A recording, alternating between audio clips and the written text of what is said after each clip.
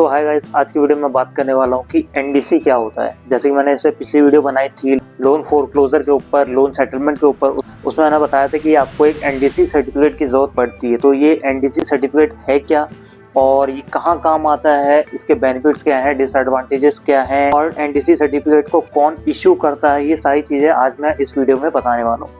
So without wasting any time सीधा आते हैं अपने टॉपिक पर। तो गाइस पहले बात करूंगा कि एनडीसी सर्टिफिकेट होता क्या है। एनडीसी की जो फुल फॉर्म होती है वो होती है नो ड्यू सर्टिफिकेट।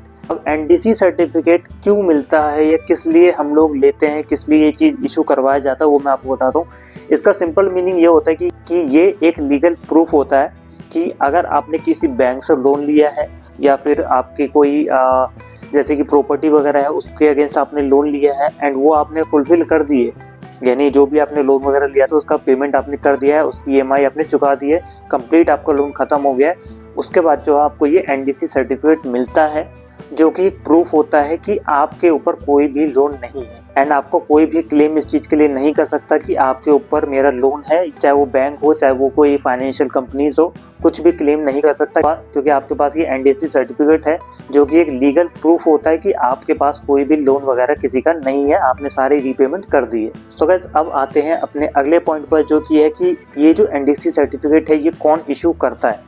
ठीक है, तो बेसिकली ये जो इशू करता है वो फाइनेंशियल कंपनीज होती है, रजिस्टरिंग अथॉरिटीज होती हैं या फिर आप बैंक्स कह सकते हैं। ठीक है, जहाँ से भी आपको लोन प्रोवाइड किया जाता है वो जो ऑर्गेनाइजेशन है, वो जो कंपनीज होती है फाइनेंशियल, वो जो बैंक्स होते हैं वो ये चीज इशू करते हैं आपका सारा फुलफिलमेंट होने के बाद। सो अब आते हैं इसके एडवांटेजेस यानी बेनिफिट्स के ऊपर कि इसके क्या क्या बेनिफिट्स हो सकते हैं, यानी इससे आपको क्या क्या फायदा हो सकता है एनडीसी सर्टिफिकेट अगर आपके पास है तो। पहली चीज़ तो मैंने आपको बताई कि अगर आपके पास बैंक के लोन वगैरह आपने रीपेमेंट कर दी है तो बैंक वगैरह आपके ऊपर क्लेम नहीं कर सकते कि हमारा पैसा अभी बाकी है, क्योंकि आपके पास एनडीसी सर्टिफिकेट है जो इस बात का प्रूफ है कि मेरे पास आपका कोई भी पैसा बाकी नहीं है। सेकंड चीज़ ये रहता है कि आपका इससे क्रेडिट स्कोर अच्छा रहता है, जिससे आप अगर कभी नए लोन के लिए अप्लाई करते हैं इन फ्यूचर तो आपके पास अगर ये सर्टिफिकेट वगैरह है तो ये एक तरह का एक प्रूफ होता है। जैसे कि मैंने आपको बताया, ये शो करता है कंपनीज को, फाइनेंशियल कंपनीज को या बैंक्स को कि आपका किसी भी तरह का लोन आपके ऊपर नहीं है और आप जो भी लोन लेते हैं उसे फुलफिल करने में सक्षम है, यानी कैपेबल हैं आप उसे लोन पेमेंट करने में।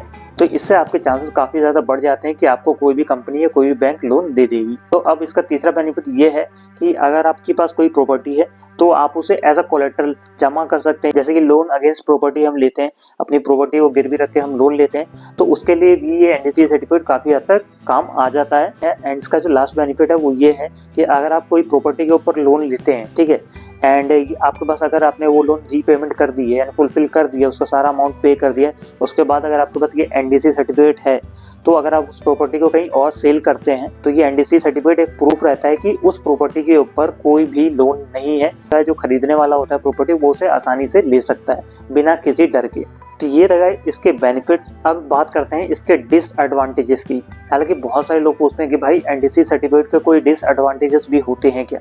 मैं बता दूंगा इसके कोई भी डिसएडवांटेज नहीं है, क्योंकि ये एक लीगल डॉक्यूमेंट होता है, ये एक लीगल प्रूफ होता है, आपके बेनिफिट के लिए होता है, तो इसके कोई भी डिसएडवांटेज या नुकसान नहीं है। अब बात करते हैं सबसे इम्पोर्टेंट पॉइंट की अपने गाइस, जो कि है कि अगर आपने लोन की रीपेमेंट कर दी है, किसी भी लोन को चुका दिया है, उसके बाद अगर आपके पास एनडीसी सर्टिफिकेट नहीं है तो आपको ये कैसे मिलेगा। ठीक है, तो फर्स्ट चीज़ ये है कि पहले तो बैंक इशू कर देता है इस चीज़ को, एनडीसी सर्टिफिकेट जो होता है वो इशू कर देता है लोन आपके रीपेमेंट होने के बाद, कंप्लीट होने के बाद।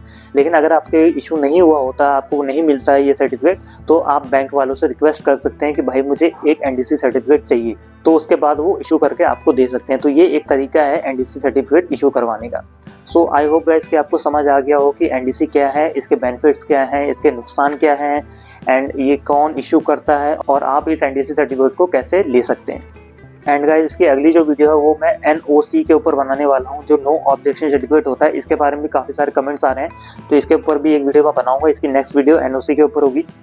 एंड ऐसी वीडियो देखने के लिए मेरे चैनल को सब्सक्राइब कर लेना। मिलते हैं गाइस नेक्स्ट वीडियो में।